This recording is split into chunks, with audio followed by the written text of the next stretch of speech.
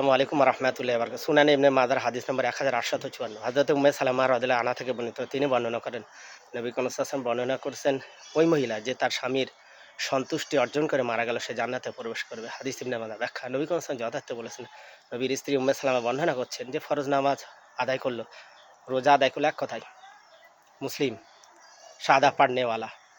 অবশ্যই ওই মহিলা যে স্বামী সন্তুষ্টি অর্জন করে মারা গেল, সে জান্নাতে যাবে। মনে রাখা উচিত ভাই।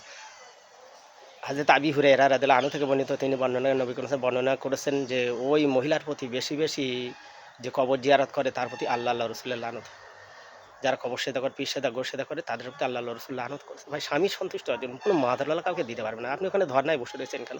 এক গোলাম হয়ে আরেক গোলামের কাছে কি করে চাও? তে তো তোমার মনের আশা পূরণ করতে পারে না, তোমার ভাষাও বোঝে না। অবশ্যই চাইতে হবে একমাত্র আল্লাহর কাছে, দিতে পারে একমাত্র আল্লাহ। অবশ্যই আপনি এই আকীদা যখনই করবেন, কোনো মাজারওয়ালা আপনাকে দেবে, কোনো মৃত মানুষ আপনাকে দেবে, কোনো পীর আপনাকে দিতে পারবে, কেউ আপনাকে দিতে পারবে। অবশ্যই এই আকীদা শিরক। দিতে পারবে না তারা কেউ। অবশ্যই একমাত্র দেওয়ার মালিক হচ্ছেন, তিনি হলেন রব, আমাদের সৃষ্টিকর্তা আল্লাহ। সেখানেই ধর্ণা দাও, নামাজ তিলাওয়াতে কোরআনের মাধ্যমে, সেটা কোরআন আর সহিহ হাদিসের অনুযায়ী রাসূল সাল্লাল্লাহু যেভাবে বলেছেন সেইভাবে চলা লাগবে। অবশ্যই স্বামীর সন্তুষ্ট অর্জন করো। পীরের গা টিপে পা টিপে জান্নাত হাসিল করতে পারবে না। ওটা স্বামীর খেদমত করো, ওইভাবে স্বামীর সন্তুষ্ট অর্জন করো, ব্যাস জান্নাত।